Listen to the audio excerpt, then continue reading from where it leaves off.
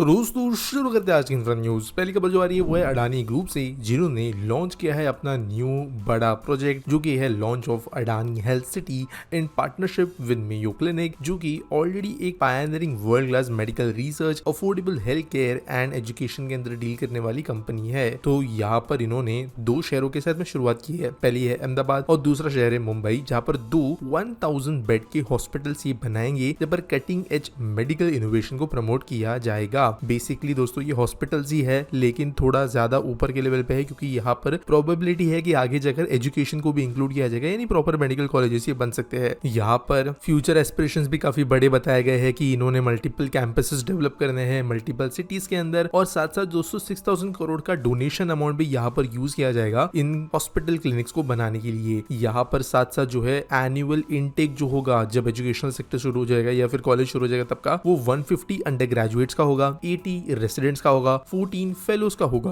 और यहाँ पर साथ साथ जो है ट्रांजिशनल केयर फैसिलिटीज भी ओपन अप होगी। यहाँ पर इन्होंने कहा है कि उनका एम है कि ऑल सोशियो इकोनॉमिक बैकग्राउंड्स के लोगों को वो सर्व कर पाए, और एआई, बायोमेडिकल इंफॉर्मेट्रिक्स, इन जैसी चीजों का इस्तेमाल करेंगे। मेयो क्लिनिक की बात करें तो यूएस बेस्ड कंपनी है, और काइंड ऑफ दोस्तों आप कह सकते हो अडानी ग्रुप जो अभी काइंड ऑफ बड़े बड़े फील्ड्स में घुस रहा है, जो कि नेशनल लेवल पे इंपॉर्टेंट है, देश के आने वाले कई सालों के लिए इंपॉर्टेंट है, जिसमें हेल्थ केयर भी है, वहां पर बड़े लेवल पे घुसते हुए नजर आ रहा है। अगली खबर दोस्तों और ये टाटा बोइंग के जॉइंट वेंचर से रिलेटेड, जिन्होंने डिलीवर कर दिया है अपना 300 AH-64 Apache fuselage from their Hyderabad facility. तो 14 स्क्वायर किलोमीटर की इनकी ग्लोबल सोल सप्लायर की फैसिलिटी है। अपाचे जो है अटैक हेलीकॉप्टर, उसका जो मेन बॉडी है जिसको फ्यूजलाज कहते हैं, यहाँ पर ये भारत में बनता है बोइंग के साथ पार्टनरशिप करके। और यहाँ पर इंटरेस्टिंग बात यह है कि 90% पार्ट्स इस फ्यूजलाज के लिए भारत में मैन्युफैक्चर हो रहे हैं, जब पर 100 MSME सप्लायर्स को जो है पूरे सप्लाई चेन में इंक्लूड किया गया है। इसका जैसे अपाचे हेलीकॉप्टर के लिए जो सबसे बड़ा ग्लोबल पार्टनर है वो भारत ही बनता जा रहा है। अगली खबर दोस्तों जा रही वो है चेन्नई मेट्रो रेल से, जिन्होंने लॉन्च किया है work to create tunnel between Kolathur and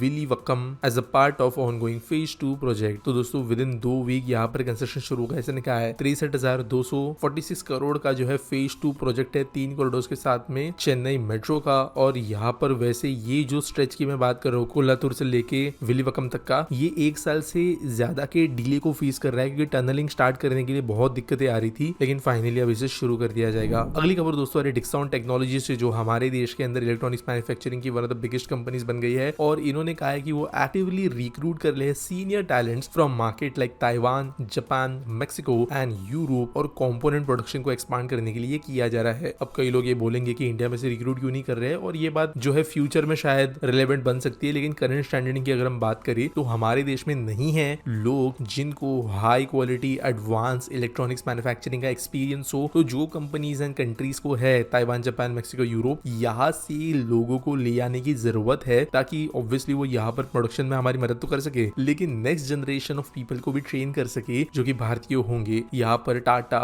electronics, जेटवर्क, वैसे ये जो कंपनीज है जो कि इलेक्ट्रॉनिक्स मैन्युफैक्चरिंग में भी एंटर कर रही है बड़े लेवल पे, ये भी वैसे बाहर से टैलेंट ढूंढ रहे हैं, ऐसा नहीं कि सिर्फ डिक्सॉन कर रही है, लेकिन इसके वजह से ये एक नई बात भारत में हो रही है, जहां पर बहुत ज्यादा हाई लेवल सब्सटेंशियल सैलरी वाले जॉब्स लीडरशिप रोल में भारत बाहर के देशों के फॉरेनर्स को दे रहा है, जबकि ये इंडियंस के लिए होता था जब हम बाहर देश में जाते थे। अगली खबर दोस्तों जो आ रही है वो है इंडिया के क्यूमुलेटिव सोलर पावर कैपेसिटी से, या तो कहे तो इंस्टॉल्ड सोलर पावर कैपेसिटी से, जिसने मार्क कर दिया है 100 गीगावाट का रिकॉर्ड। तो रिकॉर्ड ब्रेकिंग डिप्लॉयमेंट 2024 में हुआ। Ministry of new and renewable energy ने ये अनाउंस किया। Tata power renewable energy limited ने भी मेजर माइलस्टोन इसके दौरान अचीव किया है। बात करें जनवरी की तो इसके अंत तक 100.3 सोलर फोटो वोल्टेक पार्क्स ऑपरेशन में आ गए थे, जहां पर 84.1 गीगावाट अंडर इंप्लीमेंटेशन है। तो तेजी से ये नंबर ग्रो होने वाला है। अगर बात करें मेजोरिटी स्टेट्स जहां पर इंस्टॉलेशन हुआ है, तो राजस्थान, गुजरात, तमिलनाडु, महाराष्ट्र और Madhya Pradesh top performing states में आते हैं। रूफटॉप सोलर की बात करें तो 53% का इंक्रीज हुआ है ईयर ऑन ईयर। आपको पता होगा एक पीएम सूर्य घर योजना है, जहां पर सरकार सब्सिडी दे रही है अपने खुद के घर के ऊपर सोलर पावर का इंस्टॉलेशन के लिए। तो जो रूफटॉप सोलर है बड़े प्लांट्स के अलावा, इसमें भी ग्रोथ हुई है। अगली खबर दोस्तों फिर से सोलर मैन्युफैक्चरिंग से आ रही है, जहां पर इंडिया का largest solar PV module manufacturer Waaree energies ने अनाउंस किया है commercial production of its 1.4 gigawatt monocrystalline PERC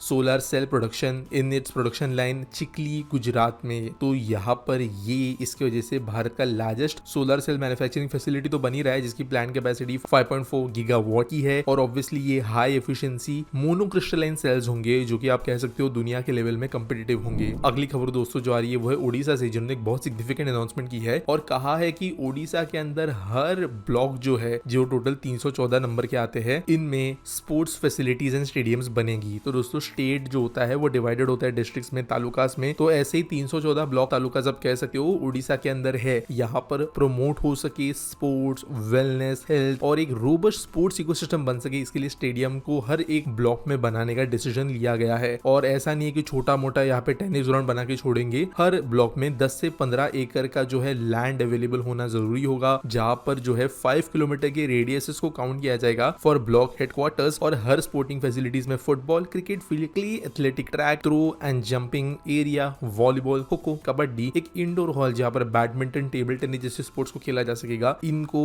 बनाया जाएगा। इस साल के बजट में इसके लिए जो है 4124 करोड़ रुपीस पास हुए हैं। तो ऐसा नहीं कि एक साल में इंप्लीमेंट हो जाएंगे, 5 साल के लिए ये प्रोजेक्ट चलेगा, लेकिन ये सच में देश के अंदर स्पोर्ट्स फैसिलिटीज के लिए अब तक की बड़ी इन्वेस्टमेंट और अनाउंसमेंट है। अगली खबर दोस्तों जो आ रही है वो है फिर से उड़ीसा से, जहां पर एनसीसी कैडेट्स के लिए एक फ्लाइंग ट्रेनिंग सेंटर बनने वाला है। तो झारसुगुड़ा एयरपोर्ट जो है उड़ीसा के अंदर, वहां पर ये ट्रेनिंग स्कूल बनेगा, जहां पर गवर्नमेंट ने 1.4 करोड़ का प्रोविजन किया है हैंगर बनाने के लिए और establishment of a flight training institute. जो सीएम्स ऑफिस है उन्होंने प्रेस रिलीज के दौरान ये अनाउंसमेंट की। और साथ साथ दोस्तों यहाँ पर इन्होंने कहा है कि वो सोच रहे हैं आने वाले समय में कि कटक, बहरामपुर, संबलपुर इन जैसे एरियाज में भी ट्रेनिंग स्कूल्स खुले। कई एरियाज जो है संबलपुर जैसे, वहां पर 10 एकड़ की जमीन वगैरह भी आइडेंटिफाई की गई है, लेकिन इसको आगे ग्रो किया जाएगा। करेंटली ओडिशा के अंदर 60,000 एनसीसी कैडेट्स जो है वो मौजूद है, लेकिन इसका नंबर इंक्रीज होकर 90,000 तक पहुंचने की उम्मीद है फ्रॉम वेरियस बैकग्राउंड्स। आज के आस्क पीटी सवाल के बारे में बात करें तो सारथा मनी धनराज पूछता है, what is the update on Bandra Versova ceiling? If possible can you share a drone view? अभी के कोस्टल रोड को कौन से इंटरचेंजेस ओपन है? By the way love your informative videos. तो देखो मल्टीपल सवाल इसके अंदर है, मैं एक एक करके जो है इसका आंसर देता हूँ। देखो बांद्रा वर्सोवा सीलिंग का काम जो है बहुत तेजी से चल रहा है। अगर मैं लेटेस्ट अपडेट की बात करूँ तो जो गर्डर लॉन्चर होता है, जिसके जरिए 2 कॉलम्स के बीच में गर्डर्स प्लेस करके ब्रिज एक्चुअल में बनाया जाता है, उसकी लॉन्चिंग हो चुकी है और कास्टिंग जो है बहुत तेजी से हो रही है अलग अलग गर्डर्स की। तो एक बार जब लॉन्चिंग शुरू हो जाएगी तो एक्सपेक्ट कर सकते हैं 1.5 to 2 ईयर्स के अंदर हमें जो है टोटल स्पैन में ब्रिज कंस्ट्रक्शन कंप्लीट होते हुए नजर आएगा। अभी डिपेंड करता है कितने लॉन्चर्स होंगे और मल्टीपल लॉन्चर्स होंगे, क्योंकि बहुत बड़ा ब्रिज है। अब ड्रोन व्यू की बात करें तो देखो ग्राउंड वीडियोस तो फिर भी मैं आपको आने वाले कुछ समय में दिखा सकता हूँ, लेकिन जिस रीजन में से ये गुजरता है ना, ये ब्रिज कार्टर रोड के सामने से गुजरता है, बाद में जो है जुहू के इधर से गुजरता है, यहाँ पर बहुत सेंसिटिव एरियाज तो है ही, लेकिन at the same time airport जो है उसका फनल जोन, यानी जहाँ से फ्लाइट टेक ऑफ और लैंड करती है, एग्जैक्ट वो एरिया भी है जुहू के पास में, जो इस ब्रिज को जो है बहुत बड़े लेवल पे इंटरसेक्ट करता है। तो यहाँ पर ड्रोन फ्लाई करना ना सिर्फ रिस्की है, लेकिन कुछ कुछ जगह पे तो इम्पॉसिबल है, वैसे भी वो फ्लाई नहीं होगा एयरपोर्ट की वजह से। जबकि बांद्रा जैसे एरियाज की बात करें, जुहू के कुछ हाई क्लास एरियाज की बात करें, तो यहाँ पर परमिशन मिलना जो है बहुत ज्यादा मुश्किल वगैरह होता है। तो ड्रोन व्यू यहाँ पे थोड़ा डिफिकल्ट हो जाता है लेकर आना। कोस्टल रोड के अंदर अगर हम बात करें तो देखो दोनों तरफ के कैरेज वे पूरा जो मरीन ड्राइव से लेके बांद्रा वर्ली सीलिंग तक ओपन हो गए हैं। इंटरचेंजेस भी जो है सारे के सारे ओपन हो गए हैं। बस कुछ इंटरचेंजेस ऐसे हैं जहां पर दोनों तरफ के रोड्स ओपन नहीं हुए हैं। साथ साथ कुछ जगह पे अंडरपासेस है, जो कि आने वाले समय में जो गार्डन वगैरह बनने वाला है उसके लिए बनाए जा रहे हैं, उनके ऊपर काम बाकी है। उम्मीद करता हूँ आपको सवाल का जवाब मिल गया होगा। आपके पास कोई सवाल है आप कमेंट सेक्शन में मुझे पूछ सकते हो। कोई न्यूज अगर शेयर करने के लिए है तो उसके लिए आपको डिस्क्रिप्शन में एक लिंक मिलेगी। बाकी मिलेंगे अगली वीडियो में। लाइक, शेयर और सब्सक्राइब करना ना भूलें।